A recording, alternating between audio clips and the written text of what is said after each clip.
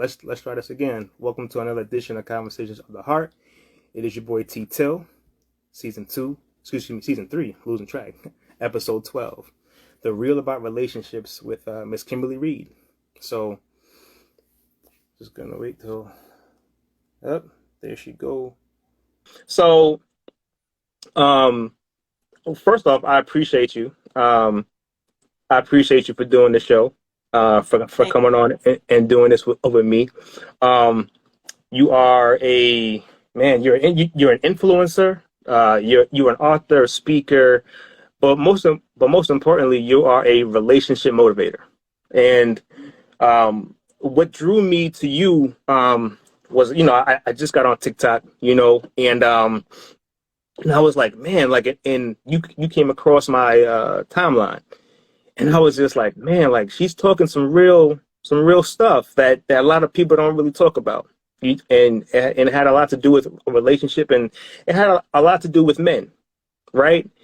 And I was like, man, like this is so powerful, and with me doing this show here, I was just like, man, like I have to at least reach out to see if you'd be interested in doing the show. And I'm so glad that we got a chance to connect the other day. Um, just amazing. So definitely thank you, and so salute to your wonderful husband as well. Thank you for Um, having me.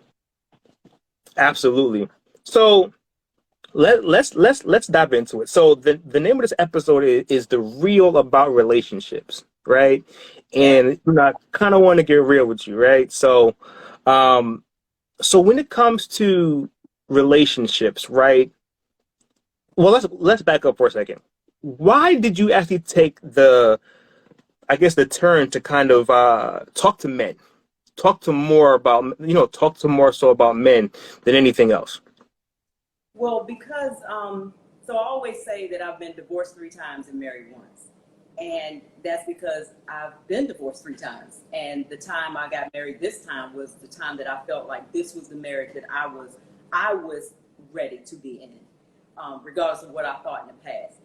But throughout my many years of talking about relationships, I have noticed several things in reference to the feelings of men and the things that they felt like they weren't able to express for whatever reason.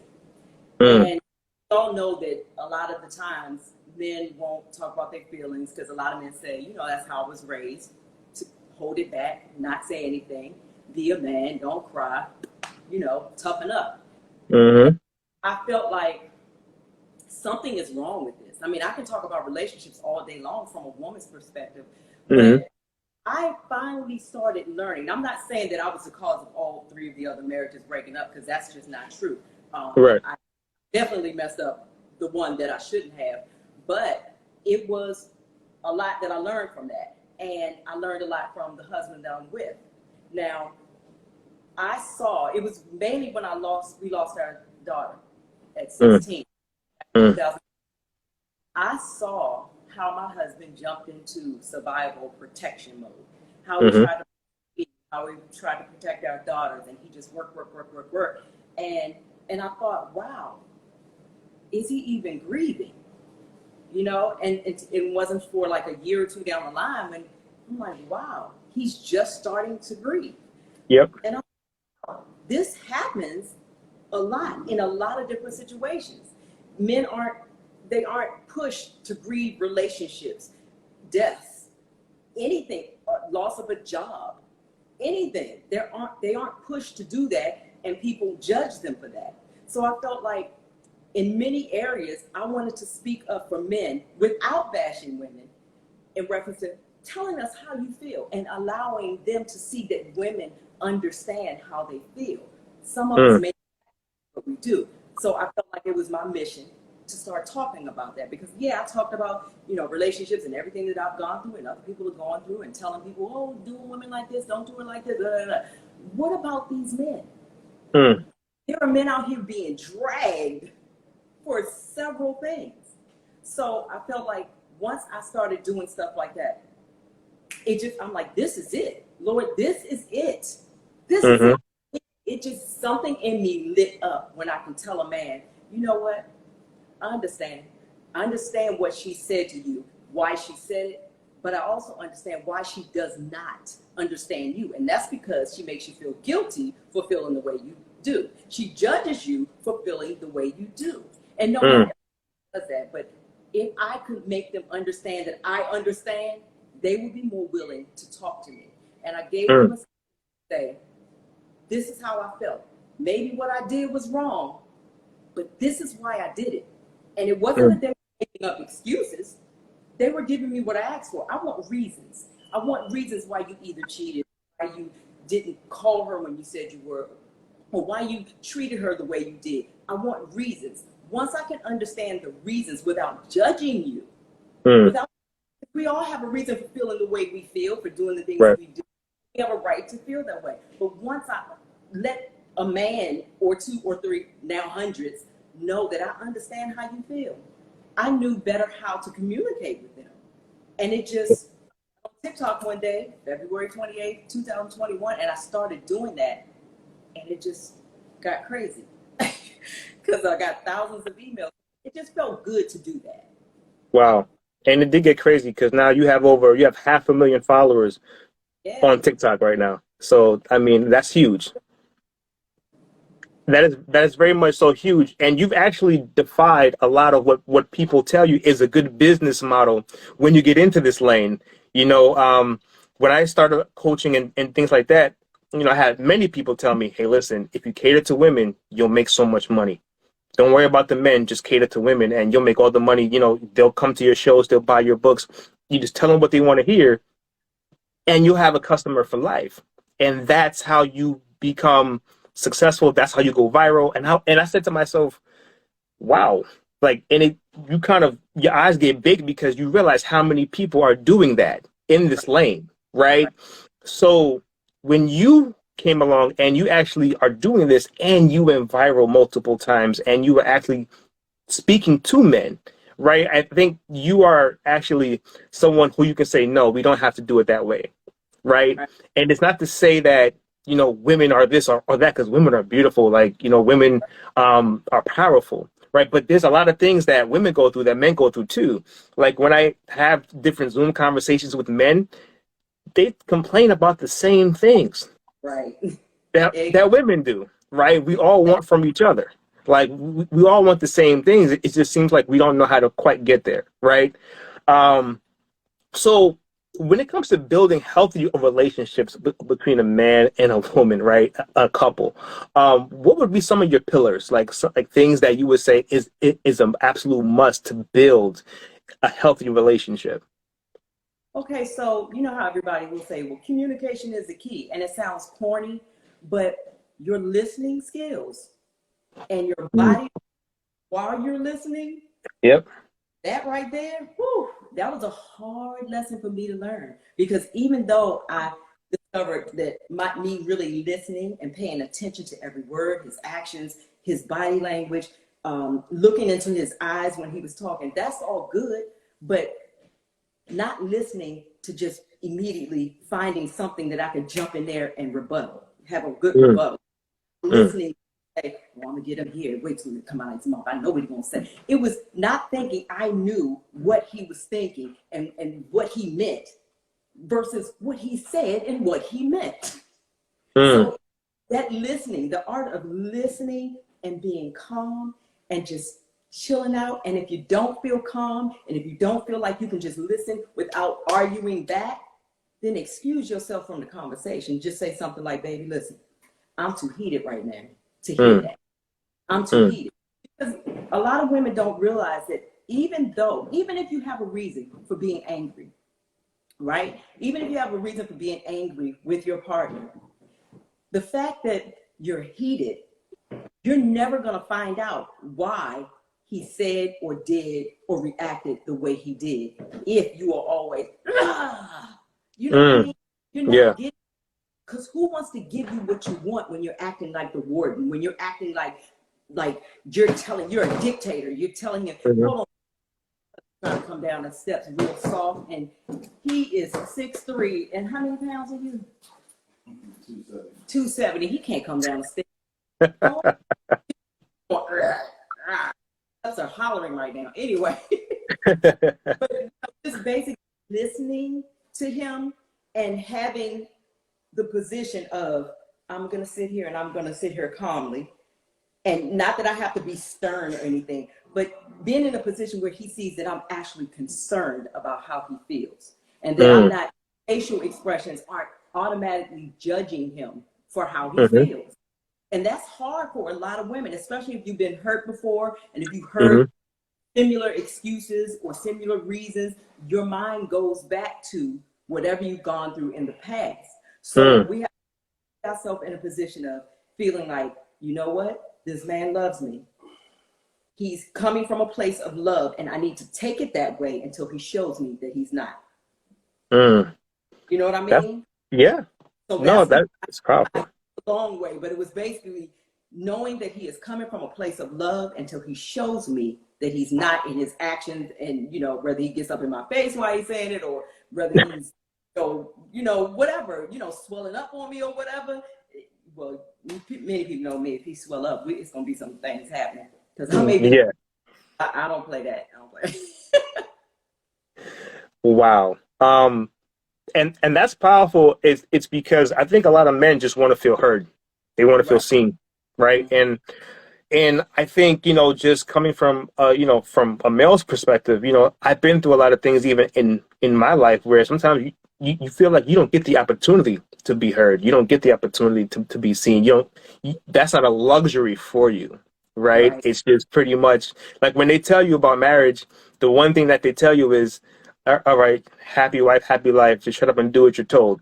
Yeah. And it's just like, personally, I didn't grow up in that kind of a household. So I grew up in a 2-parent household where if my mom was right, she was right. If my dad was right, he was right. And they both would apologize to each other when they were wrong. And we had to learn that. We learned pretty much the hard way as well. Now, I've seen other people. I saw a family member of mine. I saw a guy. He said he told his daughter something. She asked him a question. He laid down the law. The mother immediately, well, why does she have to do that? Because no, you just go ahead and do what you got to do. Your daddy doesn't know what he's talking about. And I looked at it. I'm like, wait a minute. Wow. Now, it's not that I agree with him, and it's not that I agree with her reason. What I disagree with is the fact that you guys showed her that you're not a team, number one.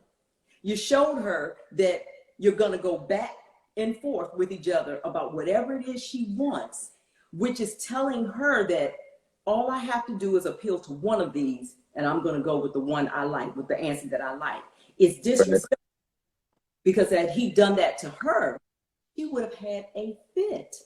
And it's showing, it's sort of like, in this case, it was a young lady, it was a girl, and her father said something, and her mother in that instance is showing her, number one, how to disrespect her father. Number two, how to disrespect her man when she's in a relationship and has a kid with him. Number three, how to get over on both of them. So it's like we don't have a place. It's not time. There are certain times when you are your child's friend, but at that moment, she should have been that child's mother and that man's wife. Wow.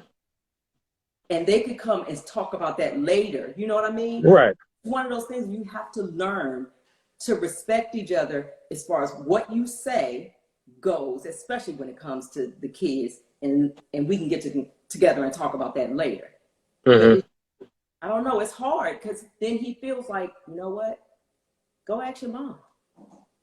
And it shouldn't be that way. He's the head of the house. He's paying a majority of those bills. And even if he wasn't, he's your husband's father. So let's show your young lady how to deal with not only her father, but another person. Let's show her how to respect a person,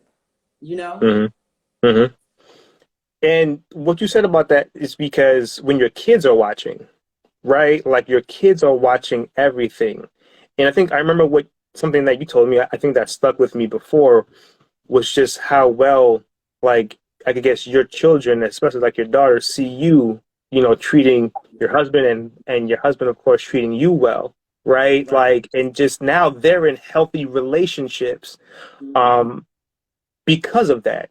Exactly. And that's a very powerful thing because we talk about, oh, we have to heal our people and heal our homes, but it's like that's where it starts. It starts in the home and what Right. they see, right? So that's an amazing testament, just to you, because you said all of your daughters are in healthy relationships, and it's just like, wow, like that is amazing because they get it from you, they get it from your husband, and that's amazing because that's how we start to heal our homes, and that's how we start to develop different generations passing down different things, right? So now when your kids have kids and things like that, they're going to see the same thing. It's about So, breakfast, you know? mm-hmm, Determined to break the curse of teenage pregnancy, to break the curse of not college, to break the curse of divorce, mm-hmm, abusive relationships. And I felt like, you know what? They have seen me, my two oldest daughters, one is 37 and one is 34. And they have seen me like get divorced, and they have seen me keep my house, keep my car, keep my job, get child support sporadically, but basically take care of them and be a strong woman. They've seen that. mm-hmm, But I wanted them to see a successful relationship if that's mm-hmm, what they wanted for me. So I mm-hmm, felt, you know what? It's time to get your priorities in order. Just because your dad said you are a wife doesn't mean you have to be a wife. What you need to be now is the mother to these daughters. Then first you got to be my kid, right? I'm a child of God first, a woman second. So then you got to be a mother to these daughters. You have to show them that with or without a man, you will be fine. And this has nothing to do with, I'm an independent woman. Oh, fine, fine, fine. We know you're independent. You got mm-hmm, it. But does that mean that you have to swear off men and say, I don't need you? No, it's saying that I don't need to have a husband to have a family, because God is my father. God is their father. When I respect him, guess what? Everything else is going to fall into place. But what it meant for me is having a place where I could do for myself and bring all these things to the table, the blessings that I have from God, which were my children, me, and be a whole person. My children saw me be strong, right? mm-hmm. But when I got into the relationship with my current husband, I wanted my daughters not to see another man right away. I felt like, okay, I've been divorced 3 times. I just want to date now. I just want to date and I want to have some fun. And I wanted to have what they call a hot girl summer. I didn't know it wasn't called that back when I was young. I've always been either a girlfriend or a wife. And now I just want to be single. But I realized I had to show my daughters, I got to talk to them about this because they're very impressionable. And I was like, look, mommy is single. She's going to date, but that doesn't mean we're going to have another man in this house. That's not what that means. But my husband never saw my 2 oldest daughters until maybe 6 months, because I wanted to be sure if they met another man, first of all, I could trust him. I could trust him around them. You know what I Right. mean? Yeah. About this person, whether we are compatible enough to be around other people that I really love. And it was Mm-hmm, all about priorities in order. And once they were able to see that, I realized, you know what? They are very impressionable. And everything I do from this point on, when they were 14 and 11, is going to show. Because at that time, I had a 2-month-old as well.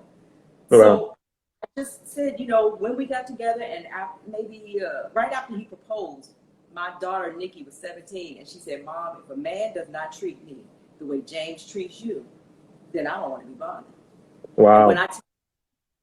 if she was in a relationship and it went sour, immediately cut it off. Cut it Mm, off. Because I didn't want them to wait. It wasn't about them being mean or hard. I said, cut right. it off. Just say, look, this isn't for me. I wish you the best.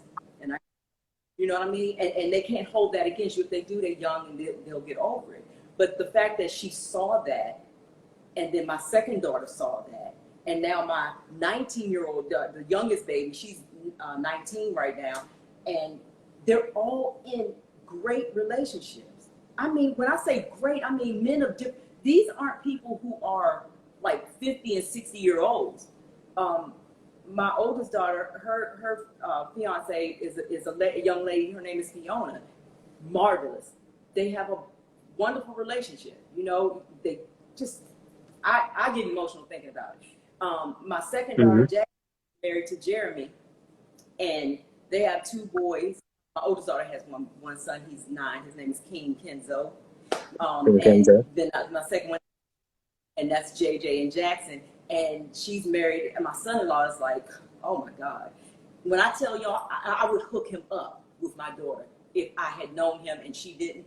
That right there, when I tell you marriage, a man at that age in his 30s, I mean young 30s too, a good man. And my young 19 and her boyfriend is 19. When I tell you, just a wonderful man. Wonderful man. So good men like that are out here all over the place. And there are for these good women who have learned some lessons, and they will gravitate to them, but they got to know that they can trust the woman to be who God wants her to be. You know, I just go off on it. So I get so emotional. So you got to forgive me. So go ahead. No, please, no. But first off, shout out to Black Don't Crack, because I would have never thought that you would have ever had a daughter 37 years old. I'd like never in my mind, like I never would have thought. And you know, that Black Don't Crack is real. And that's crazy, because I would have never thought. And you have a lot of energy, like it's just tons of energy too. So when you brought up, because you brought up the, you know, being divorced and things like that, how did you manage to push through a lot of shame, right? Because when you get divorced, right, people tend to judge you, right? People tend to judge you, and you know, and even just within yourself, there could be some guilt, some shame, and oh, this was supposed to be this and that, and then it wasn't, and then what are people gonna say, and then not only that, but then you took it to a step further, and then now you're talking about relationships. But then, you know, a lot of people would say, well, why are you talking about relationships and you've been divorced? I know, because I've been through one divorce, you know what I'm saying? And I was just like, me talking about relationships and everything that I know about relationships, it was a little weird for me too. So I kind of shied away from it because of the stigma and the shame of certain things, right? But it doesn't mean you don't have knowledge, right? So like, how did you push through those things, those barriers?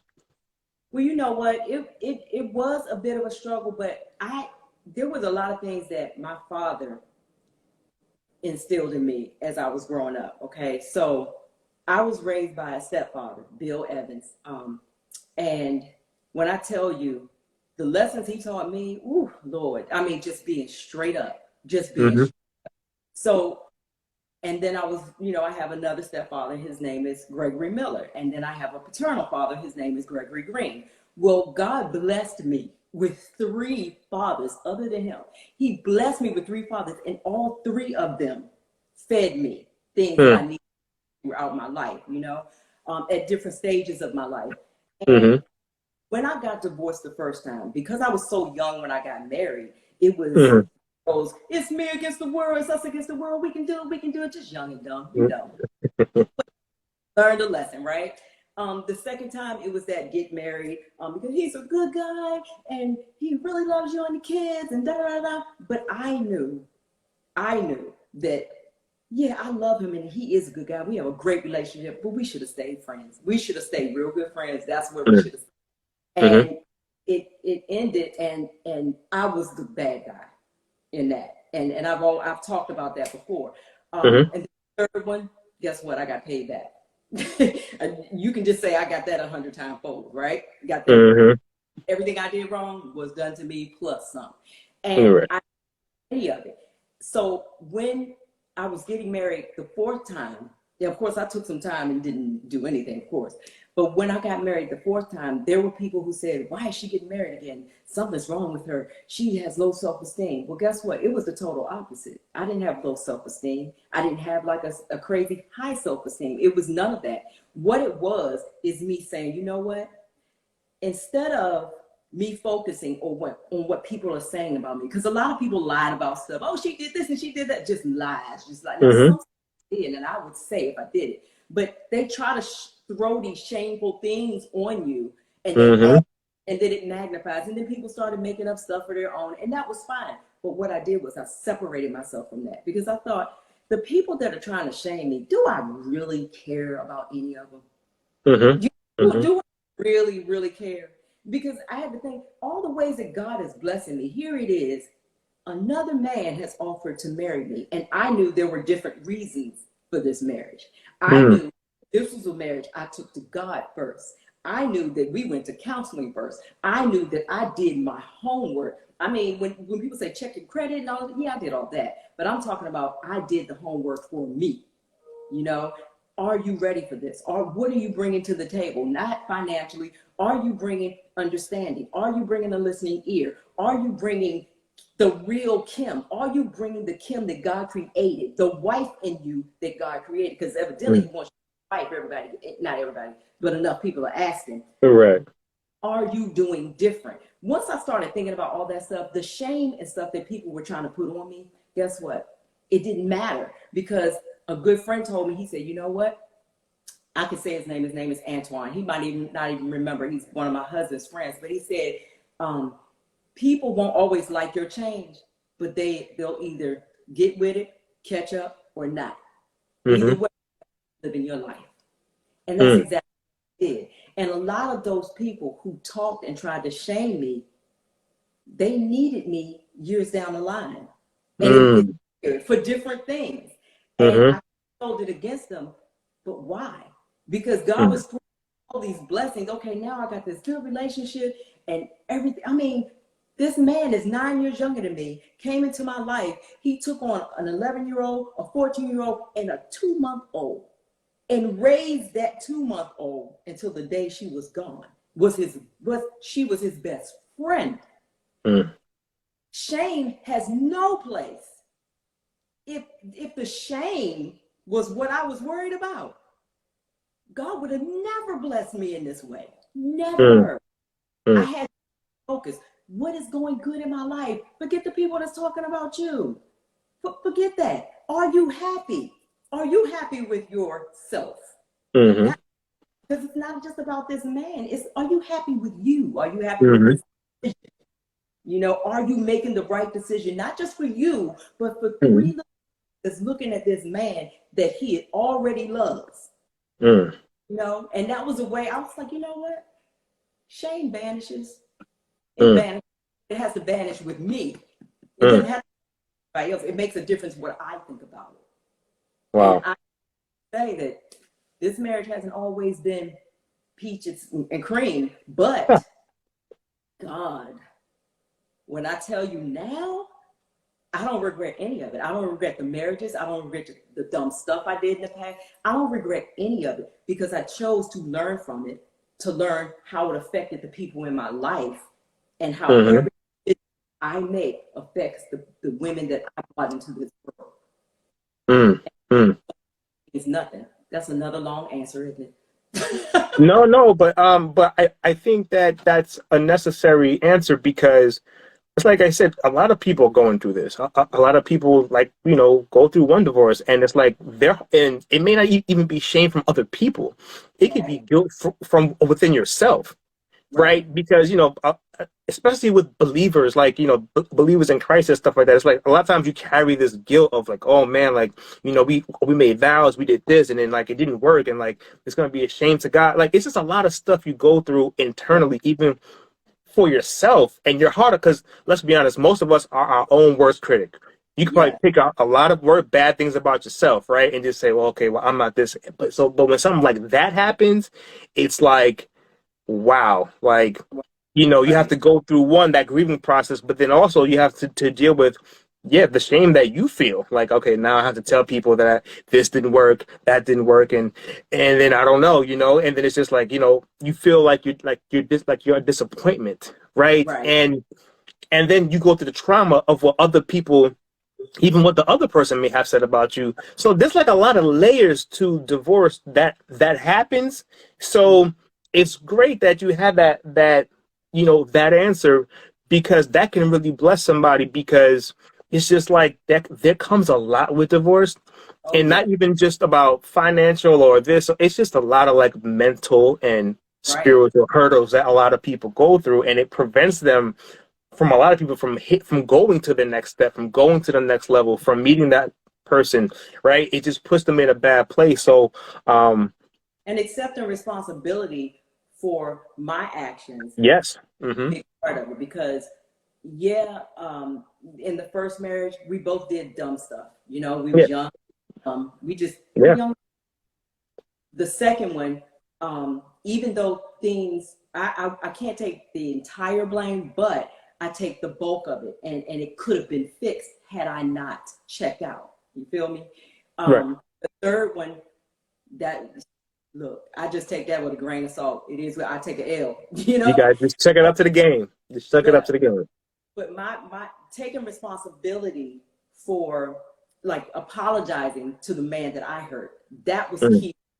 That was a key to the blessings that follow, because at my weakest moment, suffering that I was going through in the third marriage, I went to the second, the one before him, and I had to apologize. You know, I was like, you know, I need to apologize for the things that I did, because you didn't just, you didn't. Mm. I didn't go into how I felt, you know, if I was lonely, or I didn't give him all those reasons. What difference did it make at that point, right? Mm-hmm. Thing was, accept responsibility for the things that you've done to create the mess that you're in now. And Mm-hmm. I knew for a fact that God was trying to teach me a lesson. He was trying to do some things, and he did them. And I needed to make that right. Now, I couldn't make it right, but I needed to go and apologize. Whether or not he accepted it Mm-hmm. would be on him. Now, he did. He's a good guy. He did. And I feel blessed that he did accept it, you know, because he was a good guy, you know. And we can say hi and bye to each other, you know what I mean? And it ended up okay. And plus his daughter is still my daughter. You know what I mean? She's still a part of my life. And I realized that that hurt her too, for me to be suddenly gone. So I had to think about, you know, you didn't just hurt him. Your two oldest daughters, they loved him. He was Mm-hmm. part of their life. So you didn't just hurt him, you hurt them too. Accept Mm. responsibility for your mess, Mm. Kimberly. You know? And I think a lot of us, we don't, because we felt like, well, I wouldn't have did it if he wouldn't have did this. Listen, cut that out. Just cut it out. Cut it out.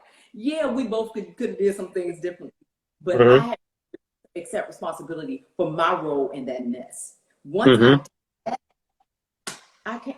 It was ridiculous. Things started falling into place, and I had no idea that that's the way it was going. And I was glad that I did. It made me feel better as a person to say, I'm wrong, I apologize, and to do it sincerely. Not, well, if I hurt you, then, well, if I did anything to hurt you. No, I did this. This is what I did to hurt you. And then I Mm-hmm. had to listen to him, you know, listen to how it made him feel, listen to how he feels about me now. Whether I liked what he said or not, I owed it to him and myself to listen to whatever came out of his mouth, Mm. whether it was disrespectful or not. I had to respect the way that he felt, because that is a result of the things that I did, Mm. period. And Mm. it was major growing, you know, it was just that amount of growth that I experienced in that moment. Some people, they need to have that be stretched out. And I thought I was going to have a daggone aneurysm from it, because it was, I was like, I'm saying I'm sorry for a lot of stuff. Mm-hmm. And it's hard to get me to say I'm sorry about anything. It just is. My husband will tell you, I didn't start apologizing to him, what, maybe 10 years ago? Mm-hmm. And I was wrong. I'm like, yeah, well, I'm unright about that. I'm unright. And he's like, look, saying you unright, that's better than nothing. That's it. We'll take it. You know, We'll, yeah, we'll take the win any way we can get it, right? exactly. Um, but there's always blessings in failed Right. relationships, right? Like there's, Terrence, hold huh? on. Somebody said, how did you deal with telling your new husband about your past marriages? Was it difficult? Oh, that's a good one. Mm-hmm. Okay, let me get that out the way. Sure. So A lot of people, they know this story, but it's not going to be long. I'm going to shorten it out. My current husband, he was at my last wedding. Yeah, look at your face. My current husband, James, was at my last wedding. And so he knew the story of my other two. But here's the thing. I didn't have to tell him anything because we worked at the same job. All three of us did. I got my ex-husband a job at the place. James and I worked there before, but I never looked at James twice. He just wasn't somebody I was attracted to, you know, because I was married, always married to somebody else. And that's what attracted him to me, because he never saw me like let nobody else talk to me or whatever, right? So he already knew what I was about. That if I was married to this person, that's who I'm married to. That's it, you know. When that marriage finally got dissolved, James knew the things that I had gone through. He saw the cheating the ex did. He saw me go through a pregnancy, a very sickly, hard pregnancy, and saw that person just not be there and not do what he was supposed to do. And he saw me still to come to work. He saw me take care of my kids. He saw all of that. So at work, I'm almost at the point where I'm having this baby, and I'm getting off the elevator, and he said, "Can I talk to you for a minute? You need to talk? You okay?" So we talked, maybe for about an hour, 45 minutes. So he knew some things, and I wasn't the type of person that would share all of my business. I just wasn't that, but I shared enough. You know how you just feel comfortable with somebody and you share enough. Right. I would share that with. We never talked about it again. I had my baby a couple of months later. 2 months later after that, I finally came back to work. Well, a month after that, I finally came back to work, and he asked me out. And I said no. I'm like, yeah, you know, I'm thinking, oh, he just trying to get some or whatever. And I'm,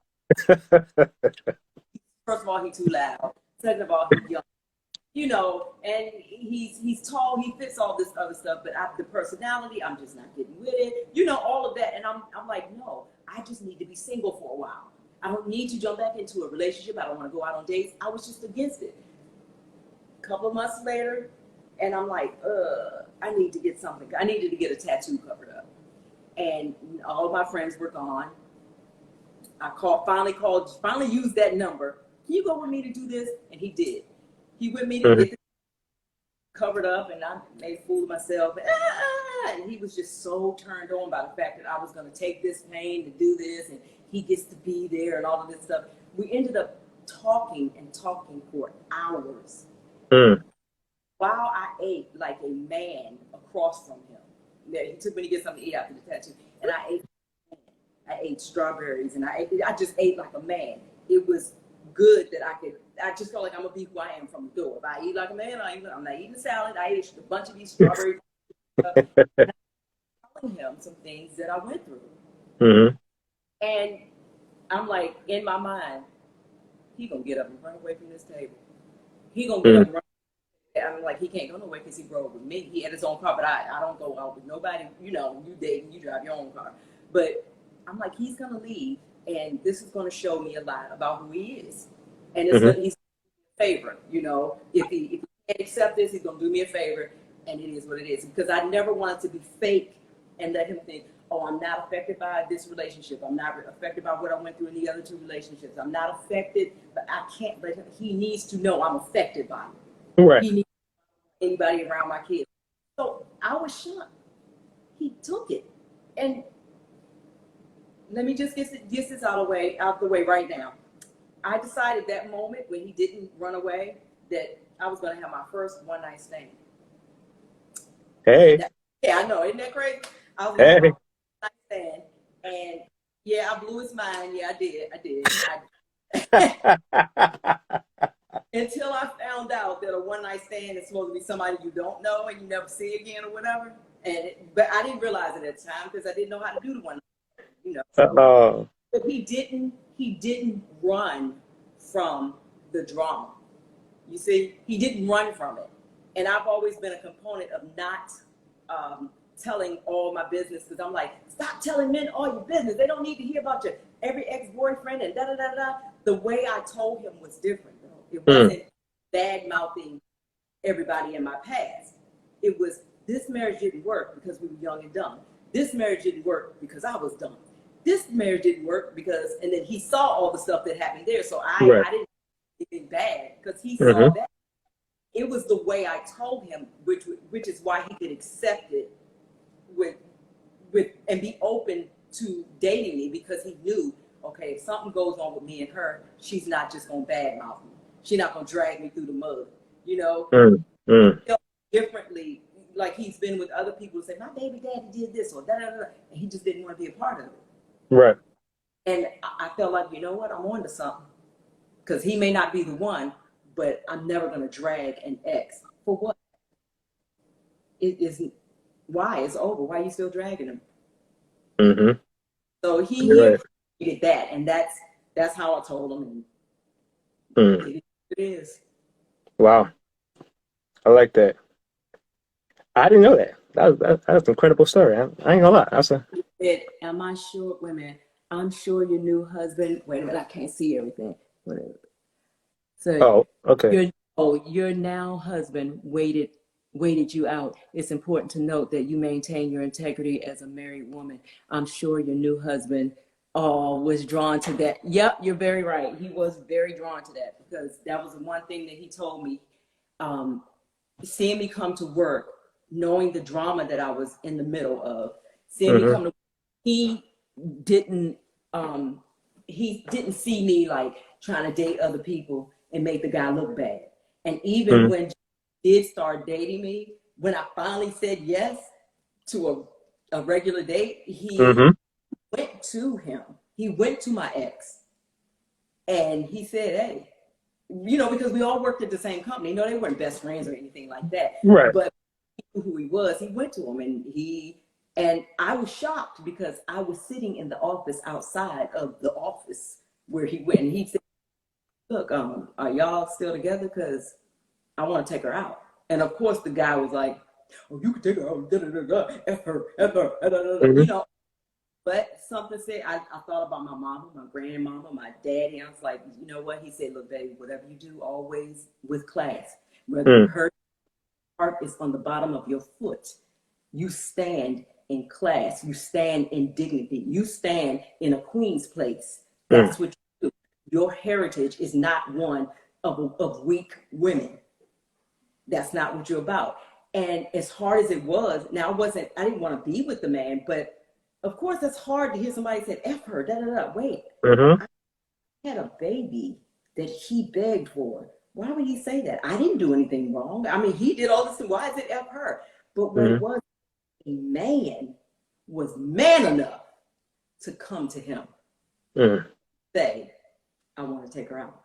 Right. You know, and I'm just letting you know. And I think that's the problem. But it made me see James in a way that I had never seen another man other than my three fathers. Right. Because I felt like what a man should do.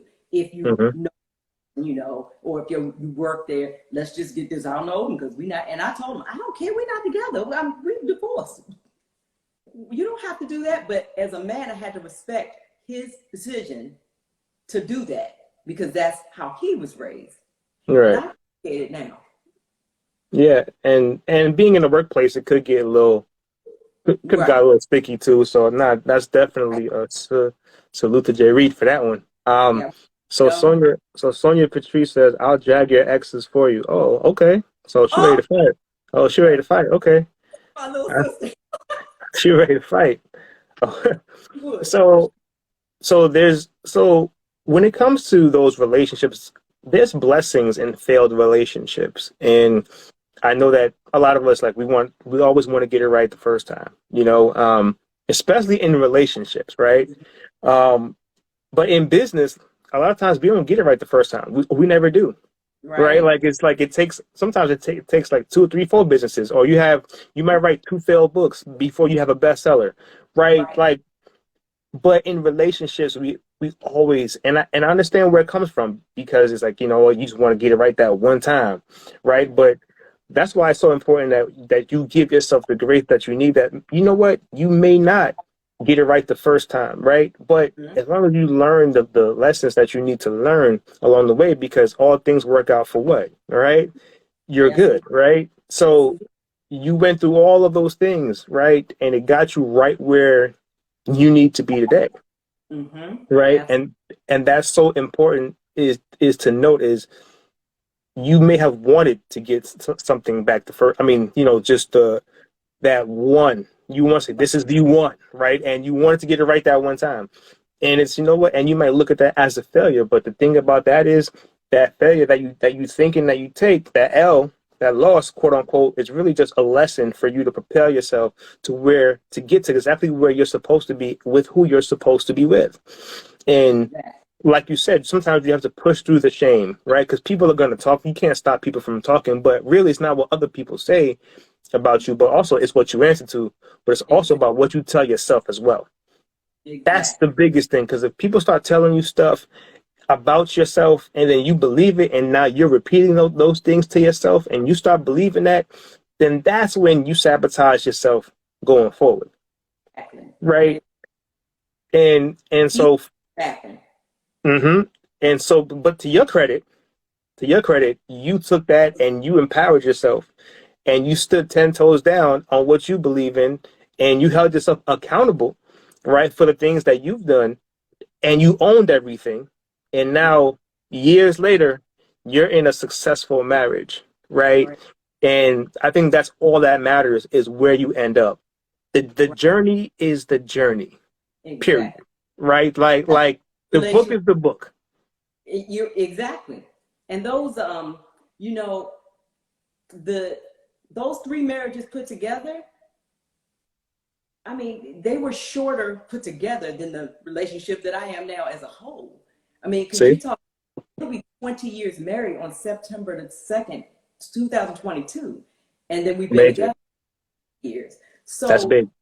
it, I just, like, I thank God for all of it. I do. But especially for the sense to know when it was time to hold myself accountable for my own actions, to hold myself Mm-hmm. accountable for the things I said, the things I did, or whatever. Even when it wasn't my fault, even when I felt like it wasn't my fault, even when how I reacted to being treated poorly in the last relationship, I could have handled some of those things better. I could have gotten out earlier. I've Mm-hmm. always the type, hey, you make a promise to me, you break it, I'm out. And that Mm-hmm. from I moved around a lot when I was young, because my parents got divorced and stuff like that, and went from school to school. But it helped doing that moving around helped me, and also seeing other people in abusive relationships. It helped me get out of those three. Mm. Two of them that I were abusive because of either the cheating or the talking or the fighting or whatever. Mm-hmm. And then one because I felt like the abuser because of the cheat, you know? And Mm. so it helped me, that moving around and that letting things, that helped me let those relationships go. And they were not just let go for my good, but Mm-hmm. your good, you see? Mm-hmm. And I didn't want to be that way in this marriage. God allowed me to be that person who could let it go. He knew I knew how to get divorced. He knew I knew how to do all the paperwork, keep everything I need, and take care of my girls and all that stuff. He knew I could let a marriage go, let the wrong relationships go. I was writing a book called Divorced Three Times, Married Once, and I've been writing it for years. And I've always wondered, why can't I finish this book? I'm Mm-hmm. thinking about those three relationships and how good this one is and everything until the unspeakable happened in this relationship. And I'm like, wow, now I know why I couldn't finish the book. Wow. Because the book had nothing to do, a small part of this book had to do with those failed relationships. A small part of it had to do with this relationship. Mm. But the biggest part of this book had to do with me. Mm. God get something out of me. And until he started to get that, I wasn't going to be able to finish the book Mm. or even start writing it again. And it's Mm. finding out that, you go to bed with Superman, somebody who raised your children, Mm-hmm. sent you to college, never asked for a dime from their fathers.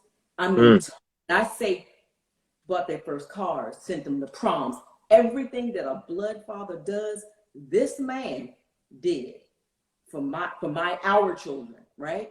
And I had that's fourth daughter, and that's Jamie, named because he wasn't gonna get no son. So, you know, we gave him a Jamie. It was going to bed with Superman, right? Yeah. Right. Waking up one day and finding out he's not Superman. Ooh. Ooh. It was crushing. And I had to do, this is something that it was an infidelity that we struggled. When I tell you that I almost turned into the old Kim, not the Kim that would cheat or get back, the Kim that would say, you made promises, you broke them, I'm out. Because that was easy. It's easy for me to forgive anybody as long as I roll out. As long as I move on and get away from you, it's easy. What's been hard for me is to forgive, stay, and work through it. It was one of the hardest things I've ever had to do. And I've never even encouraged anybody to stay in a marriage where they've suffered an infidelity. But I had, is this just the man who made this horrible decision? Not a mistake, because a mistake is something you do that you don't know is wrong when you're doing it. That's the way I see it.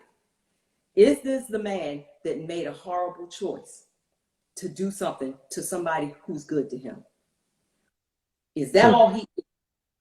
Or is he still the man who made the horrible choice, who still put your daughters through college, who still is the love of the life of the two youngest daughters that you have, who is in here fighting for his marriage, who took responsibility for it, who did everything that you wanted him to do to try to make this work, who didn't leave, like make a baby, leave you with all the bills?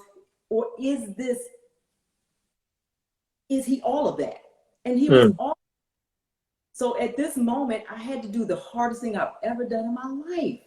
Wow. I had to 4 daughters with 4 different personalities at the weakest point of my life, because this was the love of my life that did something that I swore that nobody could ever tell me that he would do, ever.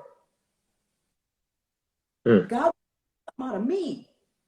And at that moment, he was getting it. So I have to go to my oldest daughter, who's this free spirit, happy-go-lucky. James is her hero, you know, all of this stuff. And, you know, and she was like the, why, you know, just the very dramatic and very hurt, you know, because she couldn't believe it, right? And I had to talk to her and say, you know what? Your mother is hurt. I'm hurt. But let me tell you something. When I'm going to forgive him, I don't know whether I'm going to stay or not, but I'm going to forgive him regardless. And I'm pissed. You know, I told her how I really felt, because I felt like she was old enough to know how I really was there when it all unfolded. But I said, you know, remember when you messed up first year of college and wasted all that money? He was pissed, but still went to get you, did all the paperwork, got you into another school and paid for it. Mad at you. Now, I know it's not the same thing, but I'm just, he forgave you and he stuck by you no matter what, because he believed as a person. Right. So she understood that. My second daughter, very direct, not very emotional when it comes to stuff like this, unless she's mad. And look, I didn't even have to really say much to her. I said, when you're ready to talk to him, you can. If you don't feel like it, you don't have to. You do what you got to do. But you're here for me, and I know that's why you're here. Hug, hug, hug. That was it. Just allowing them to feel how they want and to feel it in a way they want it. And as long as they didn't go disrespectful. Because she knew he did the same. He was paying for her to get through college, da-da-da-da-da. The third daughter, his best friend, Kamari, pissed. I mean, I think it affected her in a way because they were best friends, but I was her mama. Right. You know? My Mm. mama. And I could just stumping up the steps, just pissed, slamming doors and everything. And I had to talk to her, Kamari, listen, he made a mistake. I mean, he made a bad choice. And he said, she was like, he don't get to make those mistakes. He don't get to do that. I was like, listen, let me tell you something. You remember when you went to school and we told you not to fight that girl? You went to school dressed to fight that girl. Well, I said, you went to school dressed to fight her. Mm. You beat her down, got suspended. You know, I named a couple of things that she did because she was a firecracker. And Yeah. I said, your daddy had your back. No matter what, your daddy had your back and he forgave you. Mm. When you did this, when you snuck this stuff in the house, when you snuck a lizard in the house, your daddy had your back, regardless. Go to the baby who was like very, very young, maybe 4 or 5. I'm like, Jamie, remember when you wrote on, the laptop and your daddy had to spank you and then you were on his lap and y'all went and got ice cream? Remember that? That was forgiveness, baby. He forgave because he loved you. And she was the one that received it best because she's a kid. She's a baby, that innocence. But it showed me that this marriage is about more than just this horrible thing. You take it or not, are you going to show that grace? And this isn't about allowing him to think that it's okay. No, Right. it ain't okay. Mm-hmm. It's about saying, I forgive you whether I stay or not. And this is how I love you, and this is how I love my daughters.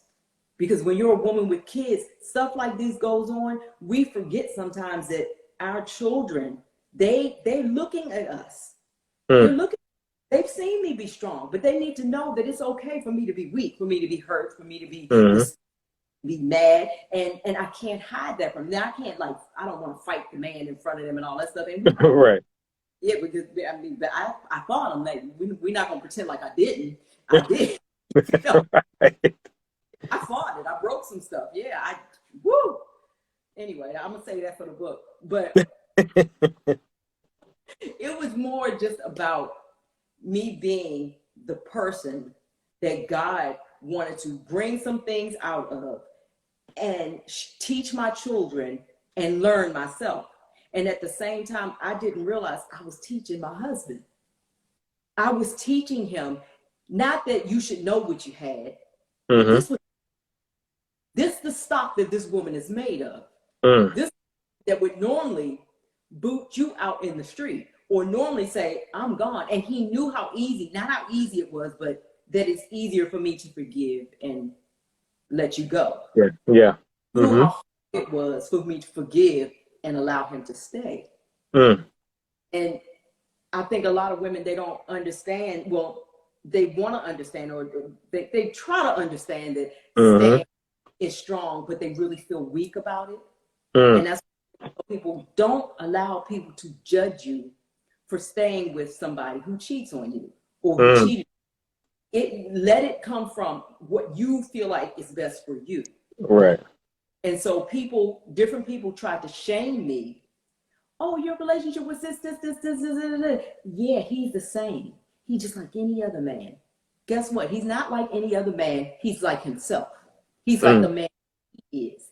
He showed bad choice, bad character flaw, whatever it was, it was horrible. But is this something that if I'm going to stay, and a lot of women, I need y'all to understand, if you're going to stay, think of everything as a whole, not just that thing he did. Think of everything as a whole. All the things you've been through in the past. Don't stay just because of all the other things, because this can be so bad that you can't do it. But if you feel like you get up every 2 weeks, don't stay. If it's going to be years down the line and you still bring it up, don't stay. Because here's the thing, but the key to that is, I want men to realize that if you don't want her to bring it up, and it goes both ways, if you don't want your partner to continue to bring these hurts up, you have to change your behavior. So anything that you did, any of those behaviors, whether it was social media, liking stupid pictures, whether it was having somebody's number in your phone, whether it was talking to people you know you shouldn't be talking to, whether complimenting women unnecessarily, whether it was touching somebody's hair. As long as they're not doing those things that led up to that action or anything that you think your partner would be upset, then stop bringing it up. But you have to realize you have to stop those actions too. You can't just say, well, she's bringing it up. Well, she bringing it up because you're doing some of the stuff that makes her think about what you did. You're being disrespectful. You're still doing, and you're not trying to understand her side too. Because a lot of women think that that I'm not sympathetic for women, and that's not true. No, not true at all. If they think about it, I'm really helping women. Yeah, you are. You know, it really is. I went on a rant. but what I took from what you just said, right? Because I want to apply it to everyday life, right? So what you said, a lot of it was remembering who he is, right? And for me, this is a part of communication, and it's a part of things like with both men and women, because, and I'm not talking about cheating, but I'm talking about just disagreements, things that you don't like about the person, or arguments. They can get heated. But the one thing I always say is remember who's across from you. Remember who that person is to you, because yes, they could make you mad, make you irate, and whatever the case is, and you don't like that they did this, right? Yeah. And it's not even about just as something going as far as cheating, because sometimes people have short fuses, and it doesn't take somebody cheating. It could be just something, and they fly off and they say things that they can't take back, right, or they do things that they can't take back. And so, especially if it's somebody that you really love, it's like, remember that yesterday that was your person, or right, maybe even just 2 hours ago, like you were just telling your friends how great this person was and is, and how much you love them. But then something happens, and it could be nothing like cheating. It could just be they just made you mad about something, and now you're flying off, and it's just like you have to really think about who is across from you and how you respond. Because I told you this, like, for me, my biggest thing for me was, I'm not going to start the fight, but I'm going to finish it. That was my thing. Best to believe it's going to get finished. Right. Because especially if I felt like it wasn't my fault and I wasn't at fault, and you came at me sideways, it's going to be Mortal Kombat finisher. It's going to be it. That's it. Right. Nothing left. So I had to learn that doesn't do anything but make me feel better for like a hot 10 minutes, not understanding that now, not only do we have to unpack everything that what happened that I felt was wrong, but now I have to go through we have to go through everything that I just said to you. And now we just created another problem on top of another problem. And it's just boom, boom, boom, boom, boom. And it's like, it's just never ending. So it's just, so I had to learn that a lot and say, you know what, this isn't healthy communication. Like, I love to communicate, but for me, once I hear like you come at me left, right, it's a different thing.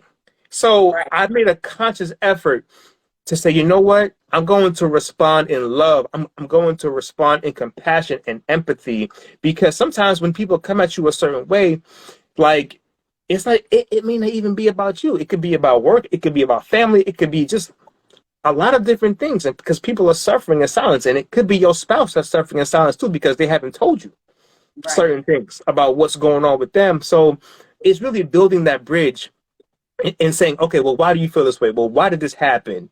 Right? Like, I love you. Like, why did this go left? Like, are you okay?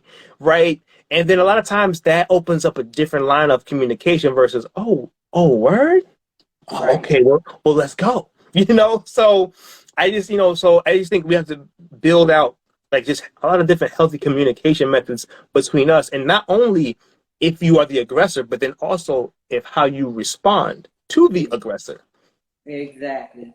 Sonia said, oh, are you a Taurus? No, I'm a Scorpio. No, I'm not a Taurus. No, I'm a Scorpio. Yeah, because that's how she is. But it's also when you when you have gone through drama, either with your current partner or ex, you tend to, it's sort of like a PTSD effect. If they do anything that's reflective of something that you've been through, and you react in a way that's really quick. Sometimes you don't catch yourself right off, but you take things, you need to learn to take things with a grain of salt sometimes and really sit back and try to pick, okay, did they mean that? First of all, did they mean it? And even if you don't do it in the moment, like me and James, we had to realize we had two different ways of communicating, and that's all it was. I was the type that if I'm heated, if I'm angry, I need to walk away from that situation. I need to, it can't get to a certain point, especially if I feel like I'm not being heard and you're just trying to get your point across and you just want it to be over, because he's the type that he needs to settle it.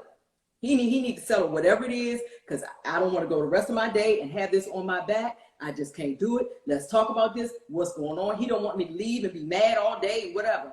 But I like him. That's like me. But I like what it. he about me is I can let it go faster if I walk away from the situation. I need that space to cool down, because once I get to a certain level, I know my mouth, you know.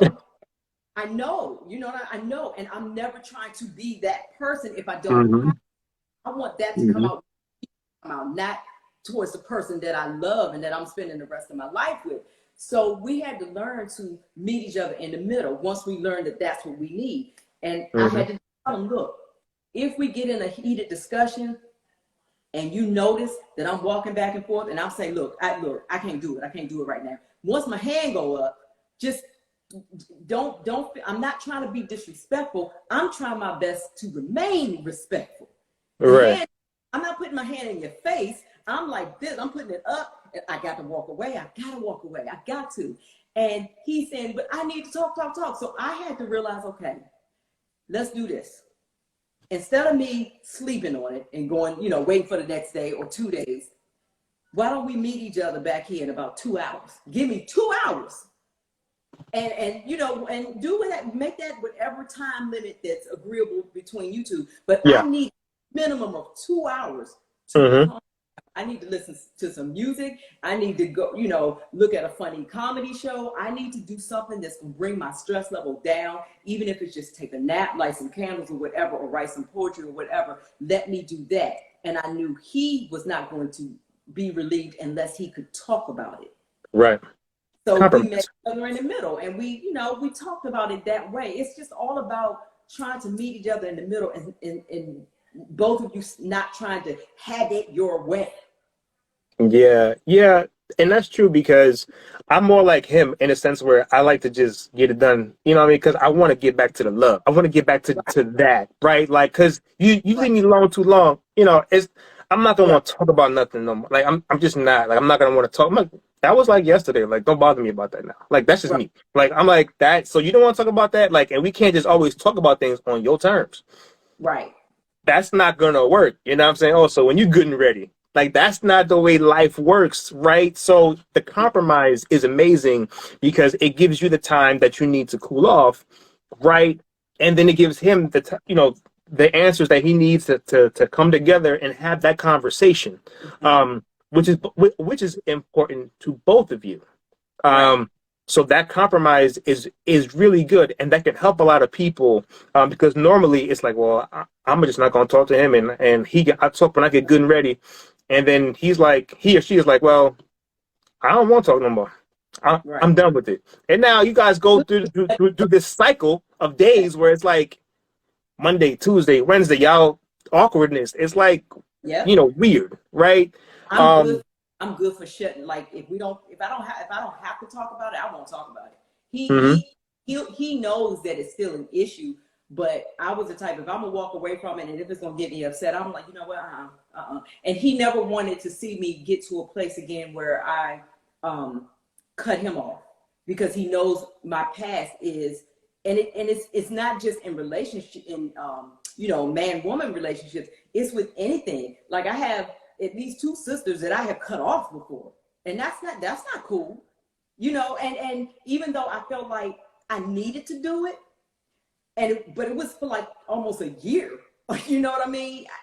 And I can do that with just about anybody because I feel like I give a lot to every relationship, and Right. I give honesty and I give respect until you show me that you're disrespecting that, or you're taking my kindness for weakness. But that's the way I've always shown my strength. I felt like I was showing my strength is cutting people off because it was easier for me to cut them off than to really, go at them with the problem. A lot of times you go at a person with a problem, and I noticed that it happened a lot in this relationship with James. If I go to him with a problem, I got the answer right then and there. This is what we need to do to solve this problem. This is what's going to work for me. Let me know what's going to work for you, because if we're going to solve it, if you need to solve it right now, this is the only way I'm going to solve it.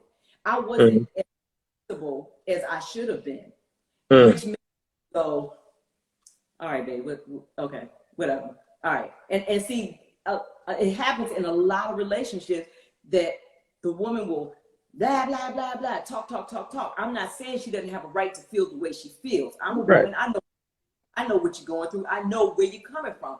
But if all you do is blah, blah, blah, blah, blah, blah, blah, on him, like the nail in the coffin, and just keep going and going and going, at a certain point, he knows that this argument ain't going to be settled unless she win and I let it go. And that's not fair. It's just not fair.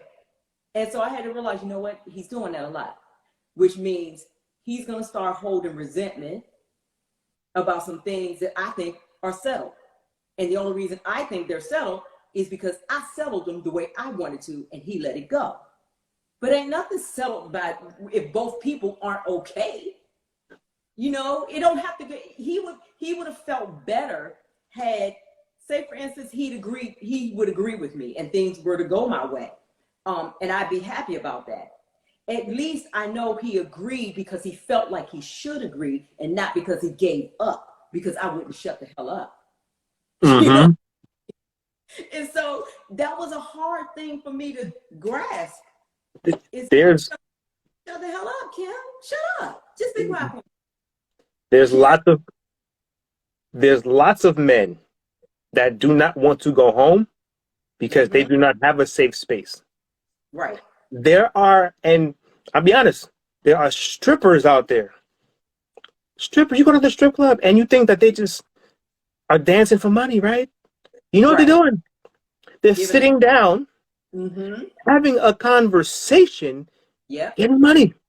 Yep. Not dancing. Just like, hey, well, I have somebody to listen to me. She listens, and I'm paying her.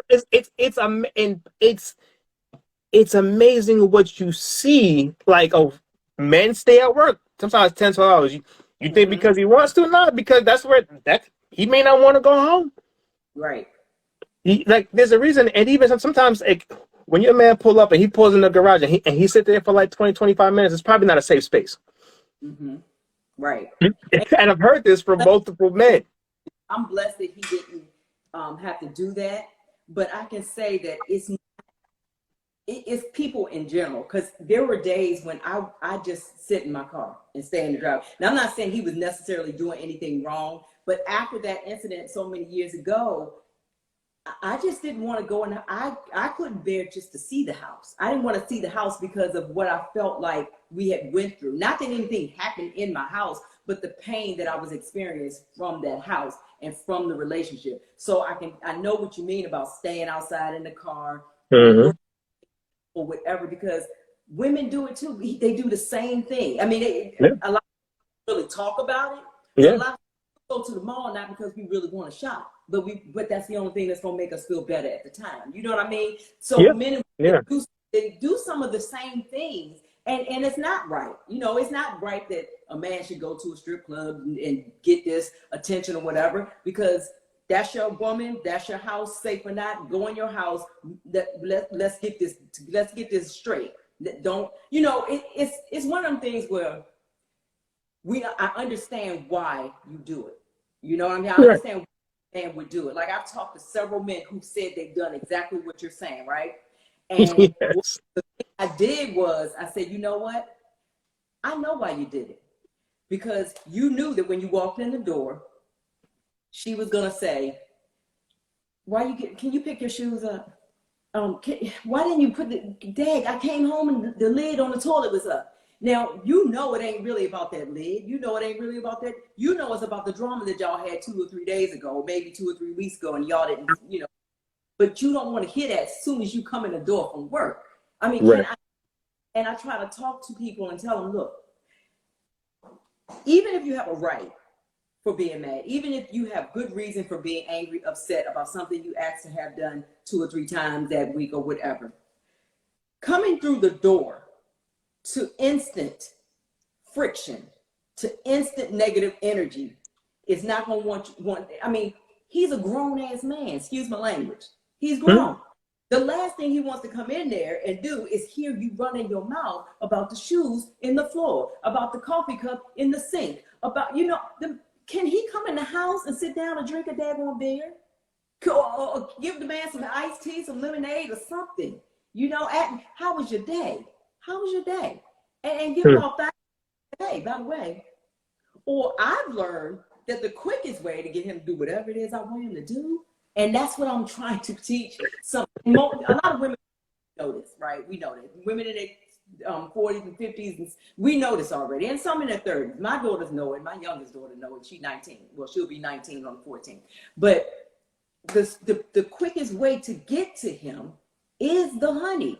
And I'm not saying he come through the door just have sex. No, I'm just saying, hey, boo-boo, how you doing?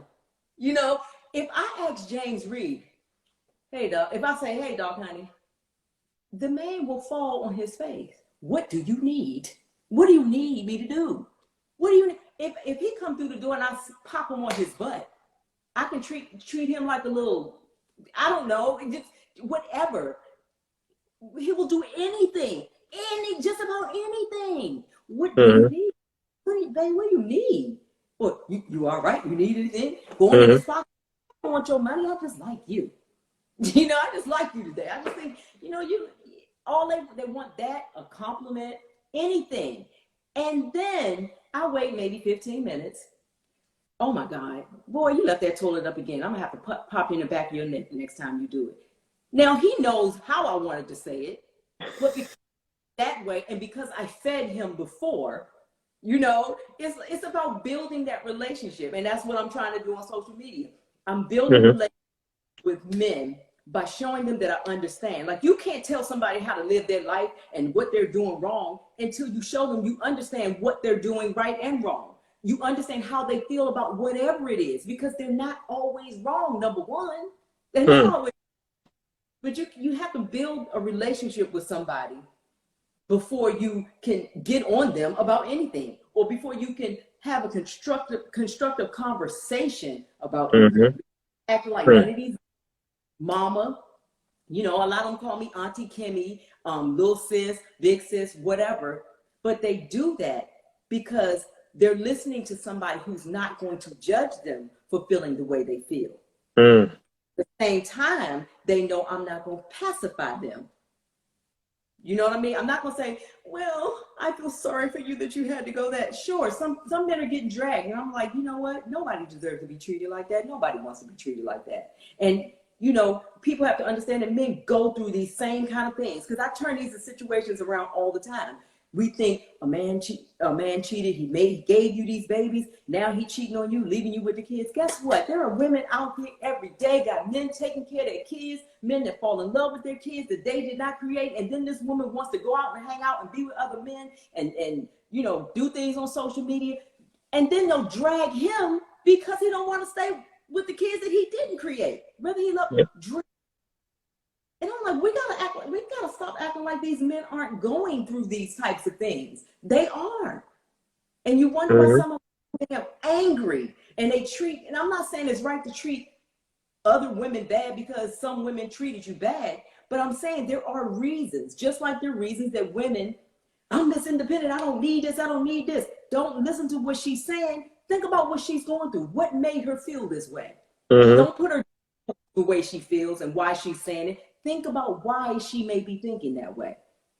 So why is he acting this way? Why do he feel this way about being around other women? Why would he go to somebody else to talk or to get that attention? Why would he give up his money when he knows the only reason that woman is sitting there talking to him is because she wants more money, or she's looking for a man to take care of her, to get her out of that strip club? Whatever, you know what I mean? Mm-hmm. He don't care as long as he gets the attention that he wants. That's And all.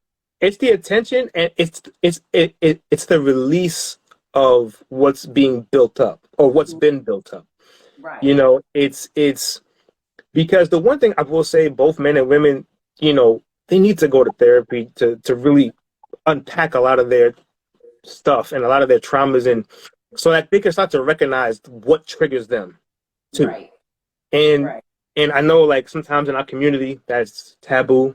Oh, I don't know, you know, I don't want to talk to nobody. Nah, something's no. We need to talk to people. You Right. know what I'm saying? Because what they don't understand is, you know, us black, you know, what happens in his house stays in his house, right? Exactly. But here's the problem. That's not true. What That's right. happens is the dysfunction stays in the house, right? Mhm. With, I don't know, if if it's 4 or 5 of you guys, but then the kids take that dysfunction and go Yes, create new houses. yes, And now indeed. and now we have multiple houses that were traveling from dysfunction, and now we're passing it on to different houses. So what Right. happens in this house doesn't stay in the house. And there's like, well, I don't want to go, I'm just gonna pray on it. No, you're just gonna pray on it and do what? What actions are you taking? Because if you go break your leg tomorrow, you might pray about it, but you're gonna go see a doctor. I promise you that. You're not gonna walk around with your leg like this. It's not gonna happen. And So that goes to other people. That the dysfunction is spread, and you got all these soul ties out here that you're creating the same dysfunction with. yeah. You mess with other people because women, like you said, men go to other women, maybe the strip club or maybe somebody he met in a restaurant or whatever, right? For Mm-hmm. whatever but more women do it. We think men do it all the time. Women do. If you only, well, you might, maybe you do, but women seek not just emotional, you know what I mean? Not just emotional attachment. They seek physical touch from other men, and a lot of us don't even care. Here's the thing. Say, for instance, they're not getting what they feel like they need at home, right? Mm-hmm. For whatever reason, her and the man are going through whatever they're going through. Women don't only step out for an emotional connection. They don't. They just don't. Believe that all they want, but not every woman does that. Now, maybe that was the initial reason, but sometimes she just wants some romance. And it doesn't matter that a man on the street who they already know sees them and the first thing is on his mind, oh my God, I want to sleep with her. She knows that. She knows it's the big button to smile or whatever. Doesn't care. You know why? Because of what he's going to do to try to get it. You feel me? He gonna Yep. pull out stops. He gonna take her out to eat or do something funny or whatever. All the stuff people do at the beginning Mm-hmm. of the relationship. I call it all the new. He gonna do all the new, and that is what she's attracted to. When what she wanted is her mate that she's having these issues with to start doing the new again. You know what I mean? Mm-hmm. Mm-hmm. A lot of people say, what you did to get them, you're gonna have to do it to keep them. Okay, that's fine. I'm good with that. But guess what? It goes both ways. Mm-hmm. Because I've had to explain to I want to say millions, it feels like it, but to hundreds of men that I understand how you feel about, okay, it was a lot of sex, if she was romantic, she was spontaneous, all of this stuff, right? And that's cool. Okay, now it's been 5 years and it ain't as much as you want. It ain't even 2 or 3 times a week now. Maybe it's 2 or 3 times every month. But think about what you were doing also. Think about how both of you were doing things at the same time to create the connection that you Mm-hmm. both had to get that sexual Yes. activity, to do all these things that you were doing. You were doing things too. You were saying sweet things out of nowhere. You were sending a sweet text message for no reason at all. Mm-hmm. If she was tired and wanted to go to sleep, you loved her so much because you were so hooked on that stuff she was giving you and how she was making you feel and how she was encouraging you. You would say, if she would say she was tired in the beginning, you were like, you know what, baby, go ahead to sleep. Go ahead to sleep. You sacrificed what you wanted for her to get some rest, which made her in turn feel more connected to you and made her want to give you some that morning. So Right. it's about you going back to what it was that made you feel like doing that thing. And it's not about just that feeling of doing it, because if you're looking for a feeling, guess what? You just looking, that's that chemical thing. Yep. If you're feeling in love, love has nothing to do with your damn feelings. Mm-hmm. No, you showing love when True. Yep. somebody's not able to do those things or not doing them for whatever reason, and then you try to find out what's the problem. Right. And also, I think with men, though, we've got to do a better job at, if we don't know a lot about women and what they go through, and I don't mean how to wine and dine them. What I mean No. is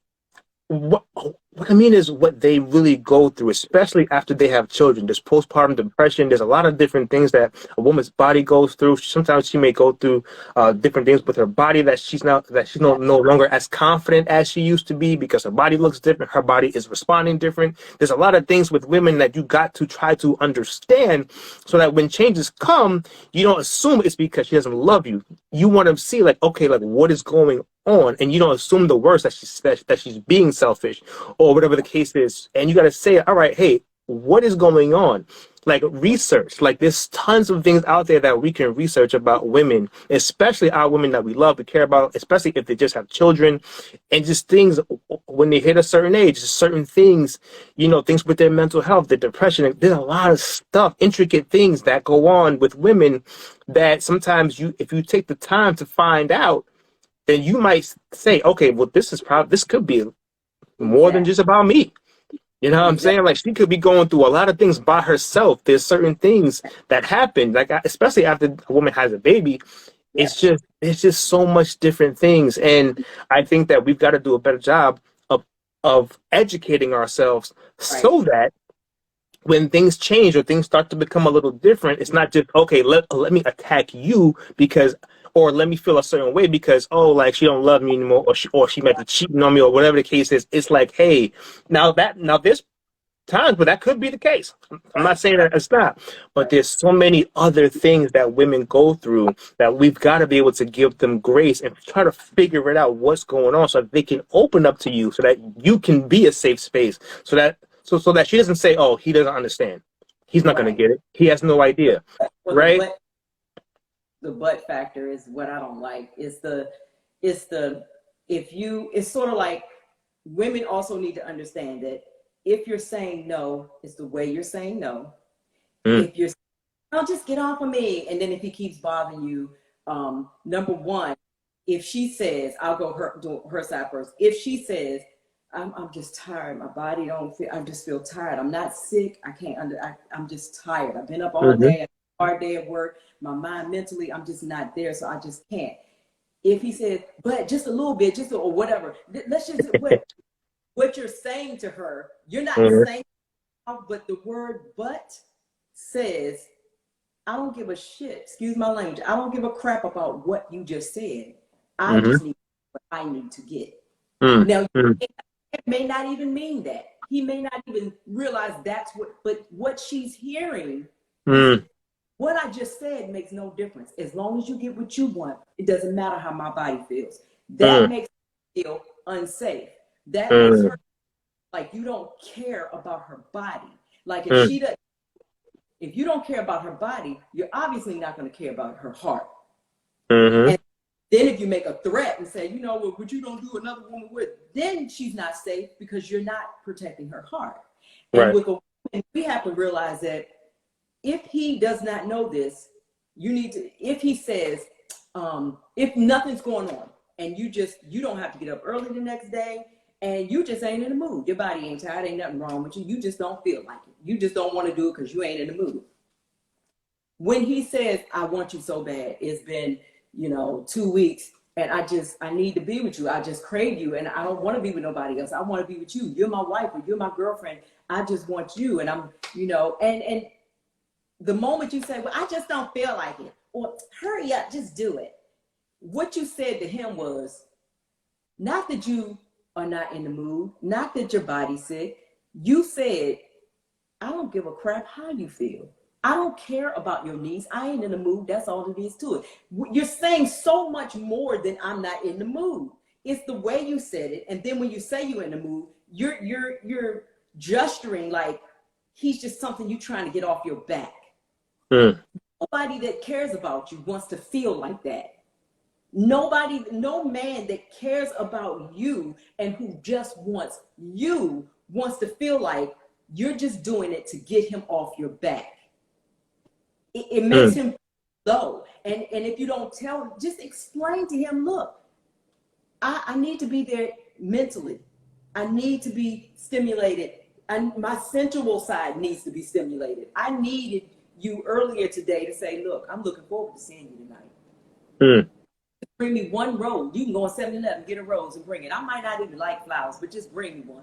Just bring me one. Just bring me something. Just explain to him that these are the things that you feel like you're missing, that these are the things that would make you feel more connected to him. And it's not about the material things. It's action that you took to show that you miss her. You want her. Feel her body. You feel closer to, because a lot of men feel closer to you. That's how they express their love to you too.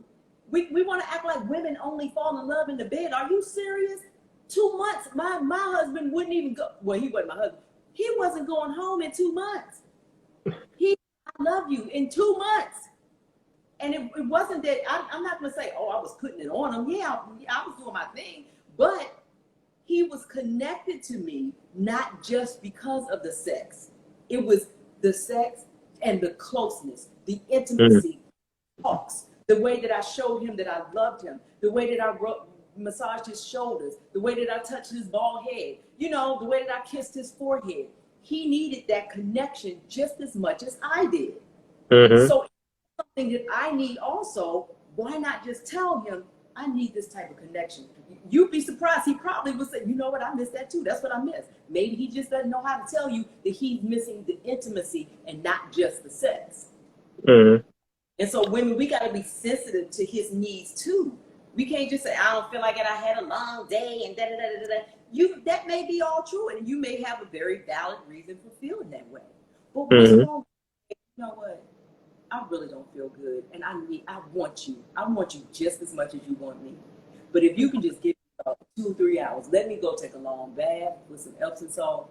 Let me light a few candles. Let me listen to some music. You come on in there and join me. Be creative. And that's not really, that ain't even really, that's simple. That's what you can simply do. And then as you're doing things like that, both of you can learn to discover, you know what, maybe I do need to do a couple of the things that I used to do. Maybe that's what, but men need to realize that women go through all these things. But we also need to realize that he had a hard day. He may need a stress reliever, and he may want you to be a part of that session of relieving that stress. And wrong with that, because he's not relieving that stress with somebody out in the street. He's coming home to his woman, or he's going home to his house to relieve that stress. And he wants that with you. So if you don't think of always, he just want to F me, or he just want to do it, and da-da-da-da. He may just want to be close to you. It's more about, it's about more than sex to a lot of men. Yep. You're absolutely right. Okay, so let's talk about T going to the strip club for therapy. No, I was not going to the strip club for therapy. That definitely wasn't what I was doing in the strip club. I just noticed some things while I was there. And it was a consistent theme that I would see when I was there in those times. But yeah. So when it comes to, like, what would you say is one of your top misconceptions about men? Okay. So that they're not listening to what women are really saying, that they're not willing to understand what women are saying as long as they don't get what they want. You know what I mean? It's like they're all, I felt like at one point, even in this relationship, that if he doesn't get what he wants, if the end result was not him meeting the goal of laying up with me and feeling the way he wants, he's not going to hear what I'm saying. He's not going to really hear my feelings. Now, I kind of knew, you know, when you're in a relationship with somebody this long and you feel like you know them, you kind of know that's not it. But the fact that I felt that way made me think maybe that's it. And the only reason I was not able to come out of that until I thought, you know what? Let me just tell him how I feel. Let me just tell him. I'm gonna tell you, I feel like you don't hear what I'm saying. You're not even gonna see my point of view unless you are satisfied, unless I take care of you first. And I always feel like I have to come to you and take care of you first in order for you to listen. And he had to say, you couldn't be further from the truth. You couldn't be further from the truth. And had you asked me that years ago, I would not when the infidelity happened, but he was just saying a couple of years. Had you asked me that about this when you started feeling that way, I would have told you. So it was just me feeling like most men are that way only because of the experiences that I had. You know, even in the marriage that I screwed up, I felt that he was not listening. I felt that things had to be really terrible in order for him to listen, which is why I made some of the decisions, the dumb decisions that I made. He's not going to think it's bad until I show him that it's bad, until it gets bad. And that was just that immaturity. You know what I mean? That not being willing to say, that having a bigger ego. That was my ego. And I didn't want to ask or say it or whatever. But the moment I said, this is how I feel, it made him feel horrible because he's like, I love the hell out of you. Why would I not want to know how you feel? I'm like, I don't know, but that's how it seemed. So I had to realize, okay, no, that's wrong. That's just wrong. Now, I'm not saying all men can understand where he was coming from. I'm not saying all men did it, because I'm sure there are a lot of men who really don't listen. And they're not going to listen. There are a lot of people who, I'm not saying they're jerks, but some jerks are that way. And some men just don't understand that that's how we're thinking. We're thinking that unless you get what you want, you're not even going to hear me. And I'm glad that is no longer how I think, because my marriage would be in trouble. It would be in trouble. And I'm not saying because of him. It would be in trouble because of me, because I'm the type, when I check out. Yeah, me too. I just check out. And it's just, that's a dangerous place for anybody to be. So I would just tell anybody, look, if that's what you think, just ask them. Just tell them how you feel. Man.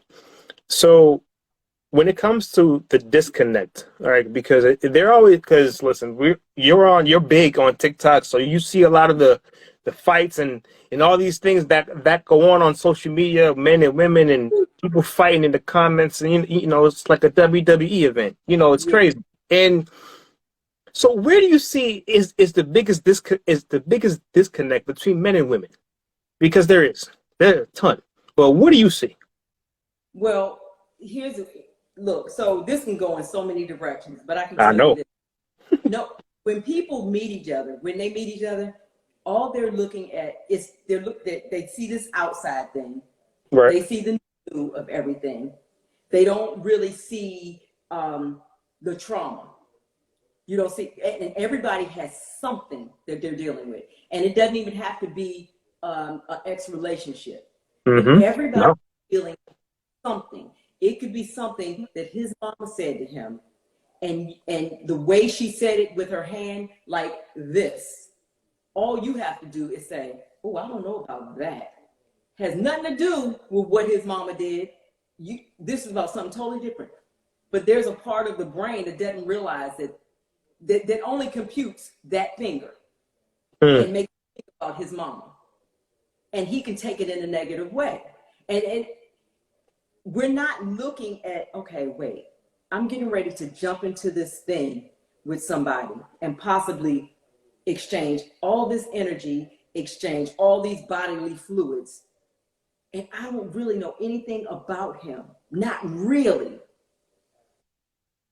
Where people mess up is they do that and they create in their own heads what this person should be and who this person is, instead of really listening to what this person is or who she is. You know, the woman that looks like she has it all together, you know, bad from head to toe. I'm not saying she's the prettiest or the baddest shape or whatever, but you say, you know what? She carries herself well. She speaks well. She treats people with respect, but she could be a mess inside. But all these other things that you think check off of your list, you're willing to just, you know, chill with her, sleep with her, do whatever it is, be in her presence, and you know nothing about her but what you put in your head about her. And we all do it. I mean, I did it. James did it. You know, James, he literally said he saw me, all he saw was strength. He saw a woman that came to work, was professional, regardless of all the drama she was going through. He saw a woman that, you know, even if her hair wasn't done, she had that nice slick back ponytail, her lip gloss, and she was graceful and blah, blah, blah, and all this stuff. But he didn't really know. He knew the drama, he knew the you know, the gossip, but he didn't really know me. Right. Really. He had no idea what I was willing to accept and not accept, except for he knew I wasn't gonna accept a cheating man. But he just had no idea who I really was. He had to find out later. I write poetry. I'm going to Busboys and Poets every such and such night. I'm doing this regardless. I'm doing this regardless. And that was a shock to him. He's like, well, damn. All this time we spent together, I was like, yeah, but I'm still me. I'm still me. People think that just because we get in this new, we spending all this time together, we're going to movies, we're finishing each other's sentences. Oh my God, he opens the door for me. Oh my God, she unlocked the door for me. Oh my God, she cooked, she laid on me. She's nice, she good to everybody, her family. She got her own place. He got his own stuff. We looking at all this stuff that don't matter worth a hill of beans unless you know what that person's been through. You know, what kind of hang-ups do they really have? And we think they don't have any because of their disposition. It's good to act. It's easy to be an actor. We do it every day. Especially at work. Right. We act through interviews. So we in this dating phase, we forgetting that it's interview time. It's interview time. Dating is interview time. It's not time for you to be saying, oh, I can spend the rest of my life with this person. Shut up. You can't. You don't know whether you can or not. And so we just make stuff in our head about this person because of what we want them to be and all these new feelings that we feel. And that's how we end up late.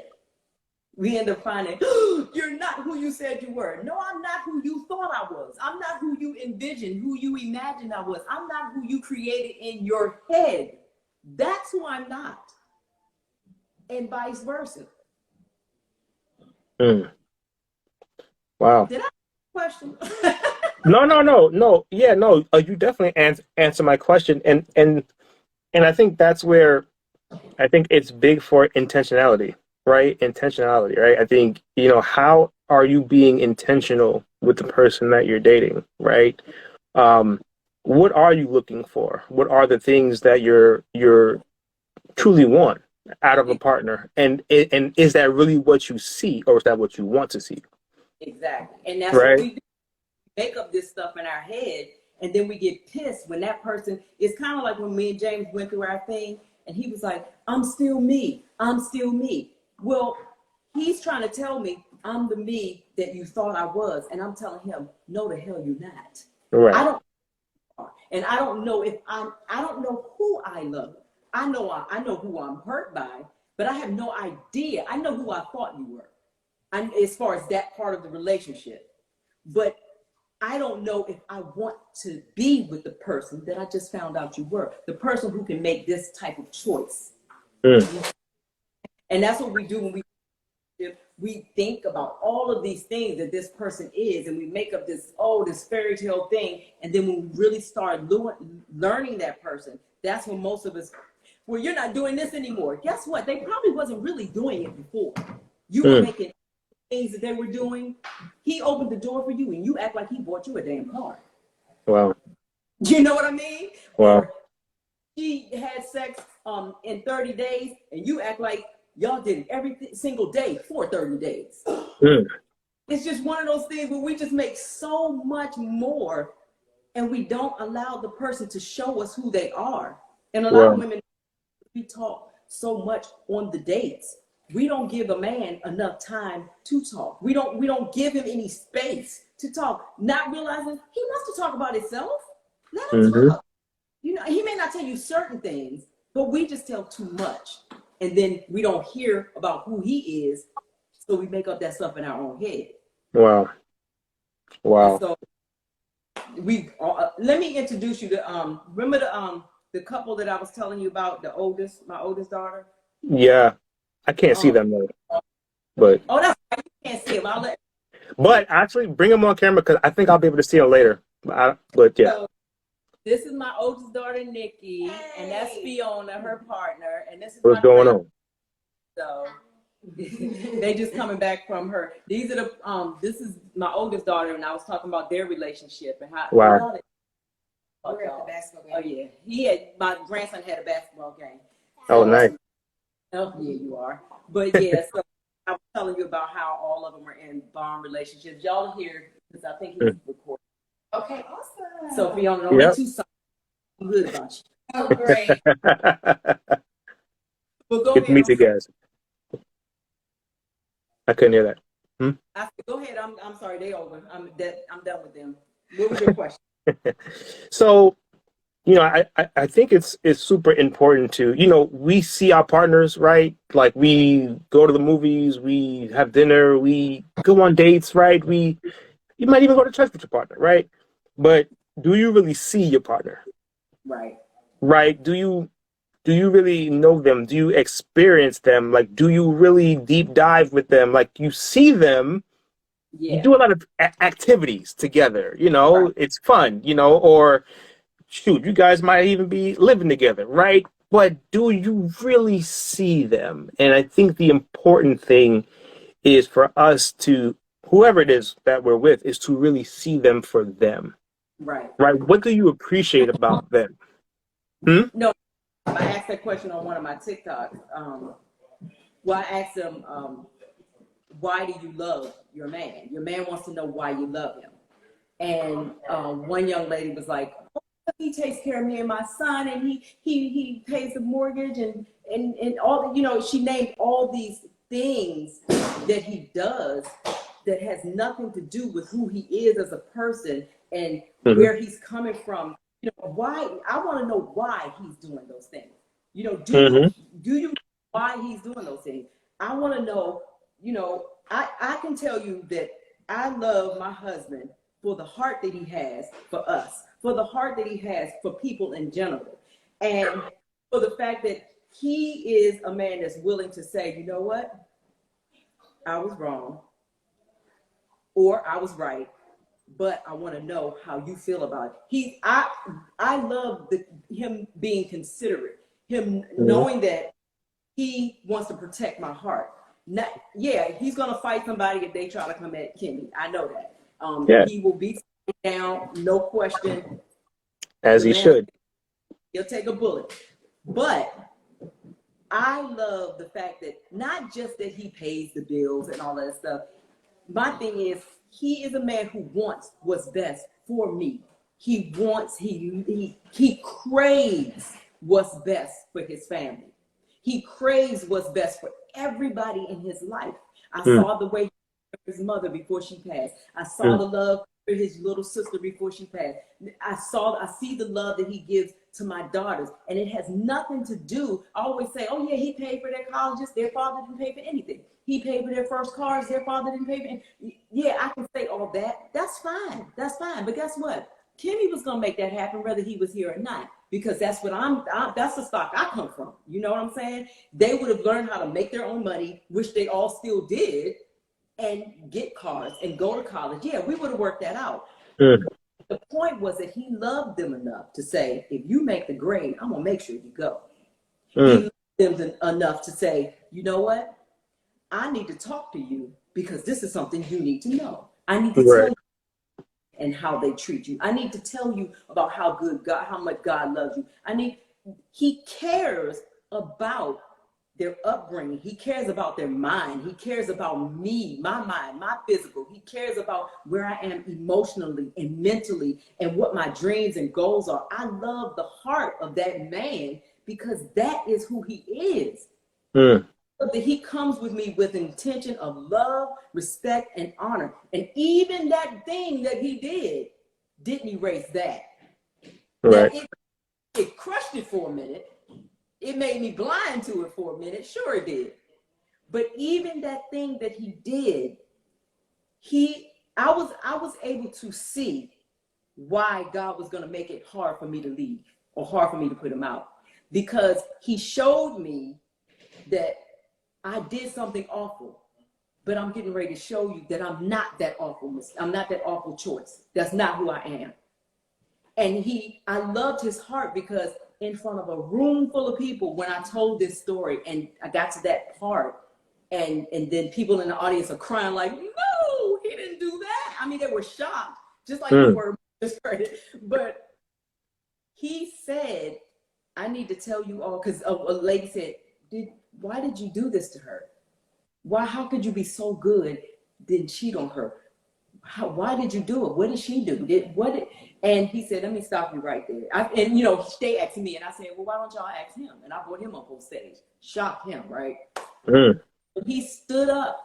He stepped up to the plate, and he said, I can tell you right now that me as a man, and I know a lot of men, when they cheated, it was not the woman's fault.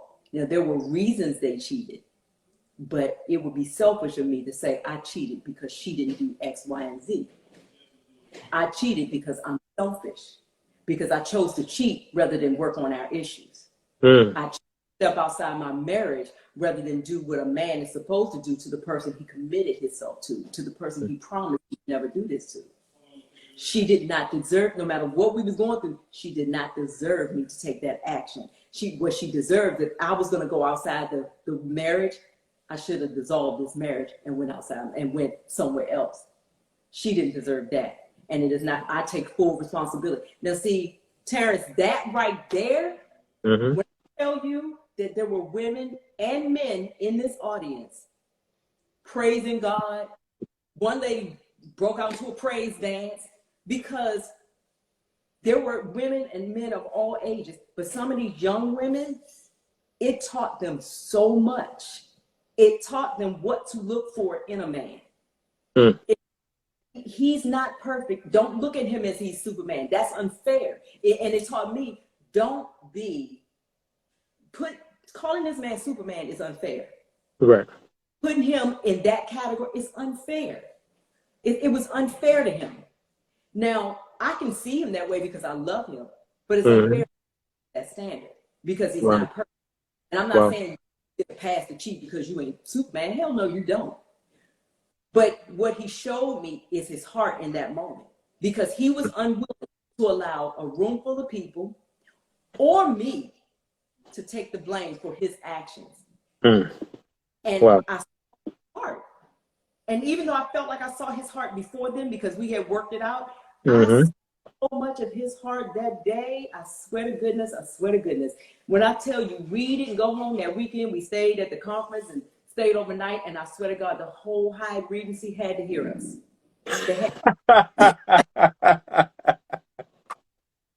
Because I talk, whenever I talk about it, I swear to God, when we get off this live, I'm going upstairs, and I got to get up at 4:30 a.m. in the morning. But Jay Reed gonna see me, because I love that. Hell yeah. I love when you say that too. Listen, look, I'll be honest with you. Listen, we're coming up on 2 hours. I think that went pretty fast. I think that, I mean, it's just my humble opinion. I think we can do a part 2 to this. I don't know when, but I think we can. There's still a lot we have to, there's still a lot to go. We have a lot of more stuff to talk about. But I do want to be respectful of your time and the audience's time who stayed on here for 2 hours with us, rocking with us. I'm so proud of these folks. Yeah. And if you'd like to see us do a part 2, like, listen, man, like, just let us know. But but there's still a lot to cover. There's still a lot to unpack here because, we really need some healing in this area. I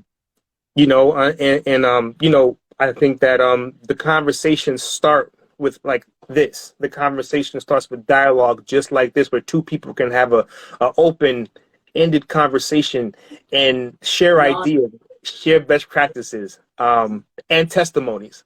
that's right. Um, so I just want to say I love what you're doing. I love the work that you do. I love everything about your platform. It's super positive. And everybody, please go follow Kimberly. She is absolutely amazing. Please tell everybody where they can find you. I'm on TikTok at Kimmie Reed, KIMMIEREED, and or you can put in the Relationship Motivator. I'm on IG, of course, at Kimberly L. Reed Relationship, and I think it's up in your profile. Y'all follow Terrence too now on TikTok and on IG. And everybody, most people know my email, but it's KimmieReed1 @gmail.com. And that's where they can reach you for you to answer questions and all that stuff. Is that what it is? Like, 'cause I know you have a lot going on. So I have a lot of email that I go through. I never hardly ever check my DMs. There are too many. I'm sorry, y'all. I love y'all, but I cannot. It's like having another job, and I do have a job. Plus, I have a require some time too. But A little bit, yeah. I check the email mostly on Mondays and Thursdays. I get to them in the order they came, and a lot of people have gotten a lot of responses. And so just bear with me. I'm going to get to it. It may take a week sometime, may take 2, but I do get to everybody. Perfect. So again, listen, keep up the incredible work. We are going to figure out a schedule for us to do this part 2, because we got a lot more to go in the chamber. This kind of, to me, just touched the surface. I feel like we could have go another 2 hours, but people got to go eat dinner, and you got some stuff to do. I'm not gonna say what that is, but you got some stuff to do. James! So come here for a minute. Say bye to Terrence before we go. Bye. Not you, James. Later. Without her daddy. Come on down here, baby. They both been at the gym. So. I may be in the gym. He can't really see y'all, but here they go. They gonna say hi. Hey. What's going on? Good. What's going on, boss? How you doing? I'm doing good. Thank you for everything. I appreciate all your help. No doubt, man. It's been an honor and a pleasure. I'm looking forward to having another conversation very soon. People need this type of conversation and this dialogue. So I appreciate you letting us borrow your queen for just 2 hours. Thank you so much. I appreciate you, man. Really welcome. This is what she loves to do. This is her lane. So I just try to support her and do whatever I can do to help her. So definitely, you guys have a conversation. If you need me, let me know. I'll be glad to provide some input. Good. So he gonna be on the next live. That's a verbal contract. Yeah. That's a verbal contract. All right, cool. Yeah. So, but definitely, I appreciate you, and I am about to finish my dinner because I just came from the gym, so I'm a little hungry right now. So, all right, man. Go finish your dinner, man. Appreciate you, man. Thank you. All right. Am I a good wife? Just say it. Just say what you gonna say. She's an excellent. No, wife. I'm talking about what's the word you gonna say. Say it like you mean it. Am I a good wife? What are you supposed to say, James? Yes. No. No. Oh my God. Hell yeah. Can't get him on program. I'm still learning. Lord have mercy. You guys are amazing. Yeah. So listen, thank you again, and we'll do this again soon. And thanks everybody who was on the live. I appreciate y'all. Y'all share the live. Please share. Oh, Yes. Is it gonna be saved for podcast? Yeah. So it's gonna be up probably like as soon as I finish. I'm gonna just throw it up on Instagram, and then it's gonna be on a bunch of audio podcast platforms by tomorrow, as well as YouTube and things like that. So yeah, it's gonna be everywhere by tomorrow.